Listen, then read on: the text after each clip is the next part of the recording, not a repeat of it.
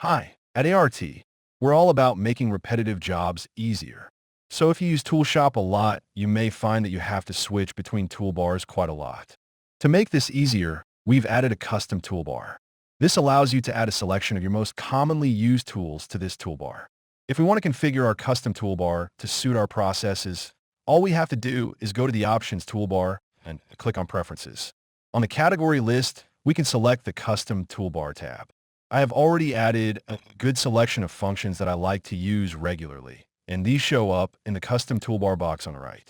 If we want to add another function to the Custom Toolbar, it's simply a matter of selecting it from the Available Commands box on the left. Let's select the nesting/add rail cut function. I can add it to the toolbar by clicking the Add button in the center. The newly added function will appear at the end of the Custom Toolbar Functions list.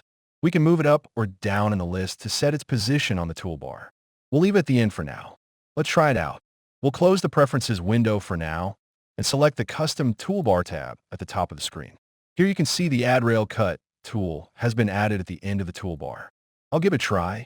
You can see the rail cut has been added, which cuts the remnant off the sheet and adds the offcut to the material library.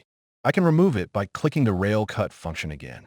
If we want to remove a function from the toolbar, it's simply a matter of going back to the Preferences window, clicking on the Custom Toolbar tab, then selecting the unwanted function and clicking Remove.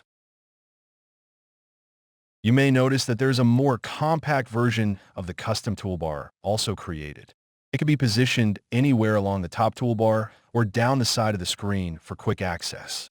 We hope the Custom Toolbar makes operating ToolShop faster and more efficient. See you again soon.